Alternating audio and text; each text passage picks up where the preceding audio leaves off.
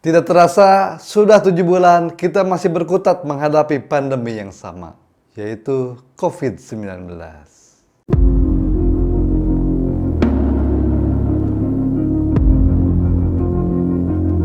Bukan hanya masalah kesehatan yang terancam, tapi ekonomi hancur, masyarakat menjerit kelaparan. Memang OTW depresi kita ini. Semua sektor terkena imbas, terutama kawan kita yang punya penghasilan tidak tetap.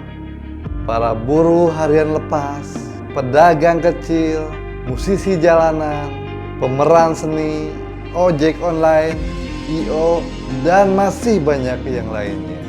Dan saya tidak bisa berbuat banyak selain hanya sedikit membantu orang sekitar dan hanya bisa mengikuti apa yang diarahkan oleh pemerintah. Sampai saat ini, saya masih mengamati. Ada beberapa hal yang unik, bahkan cenderung aneh yang terjadi selama COVID-19 di Indonesia. Fakta pertama, pada awal terjadi COVID-19, pemerintah pernah menyepelekan COVID-19. Ada beberapa pejabat yang memberikan statement bahwa COVID-19 itu seperti flu biasa.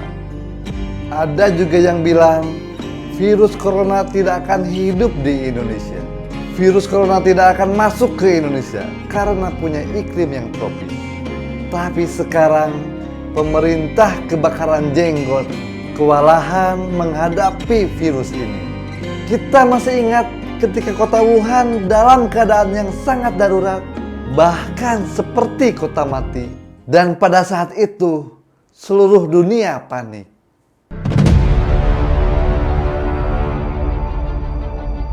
Tapi Indonesia santai aja coy. Malah pemerintah membayar influencer untuk mempromosikan pariwisata Indonesia yang sedang lesu pada saat itu. Bahkan pemerintah berani memberikan diskon atau subsidi untuk tiket penerbangan domestik. Dan yang seharusnya pemerintah membatasi pergerakan orang-orang atau masyarakat.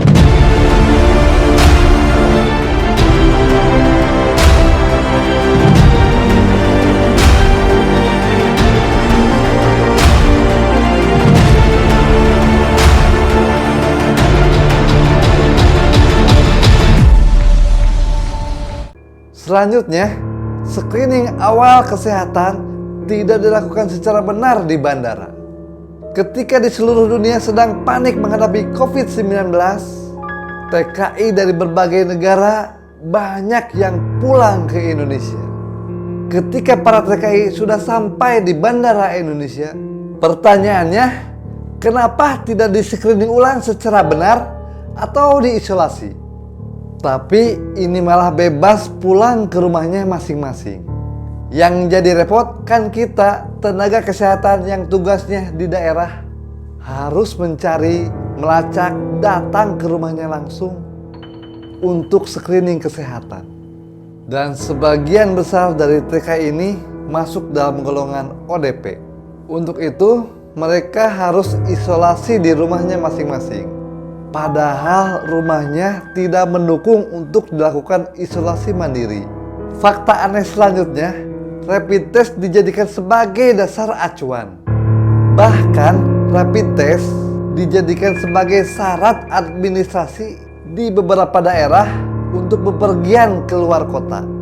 Dan juga dipakai oleh beberapa perusahaan sebagai syarat untuk masuk kerja. Saya klarifikasi bahwa rapid test bukan sebagai gold standar penegakan diagnosis dari COVID-19. Rapid test hanya sebagai screening apabila ada kecurigaan gejala COVID-19. Rapid test negatif belum tentu bebas COVID-19. Rapid test positif belum tentu ada virus corona di tubuhnya. Bisa saja penyakitnya sudah terlewat atau sudah sembuh dari COVID-19. Lantas bagaimana dong?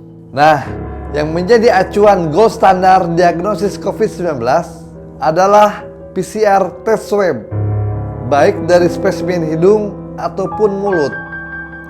Ini adalah contoh hasil rapid test saya.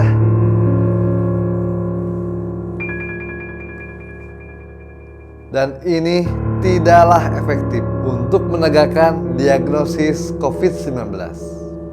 Kita buang saja.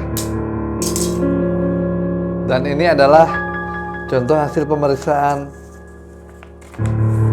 PCR test swab. Nah, ini baru bisa digunakan sebagai acuan standar diagnosis COVID-19. Tapi sayangnya, untuk melakukan pemeriksaan itu, kalian harus mengeluarkan uang sebesar 2 juta rupiah.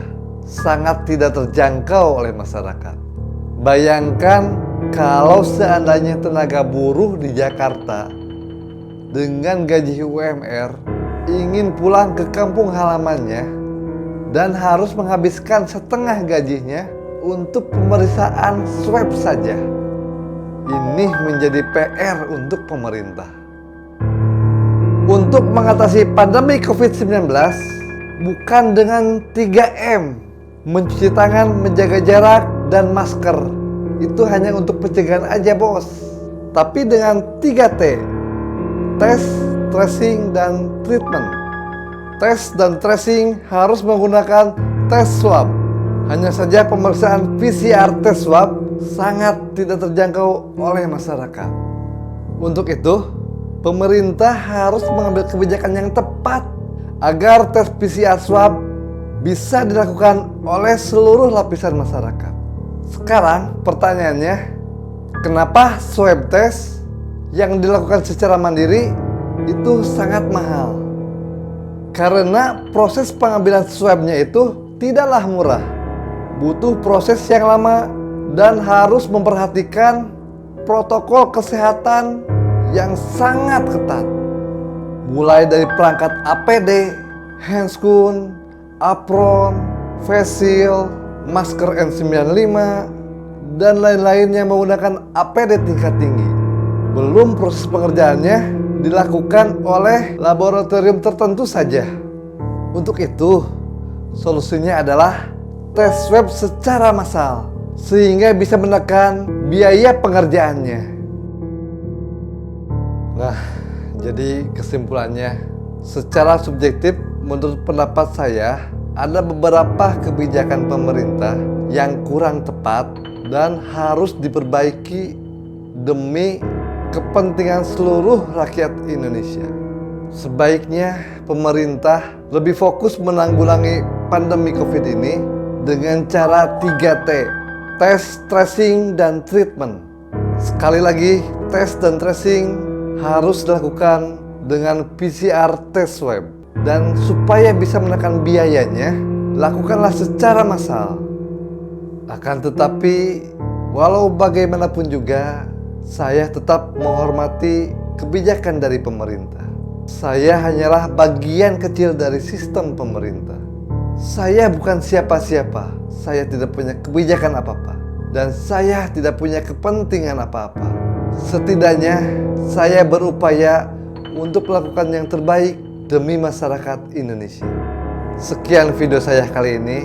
Saya Dr. Prima mohon pamit. Assalamualaikum warahmatullahi wabarakatuh.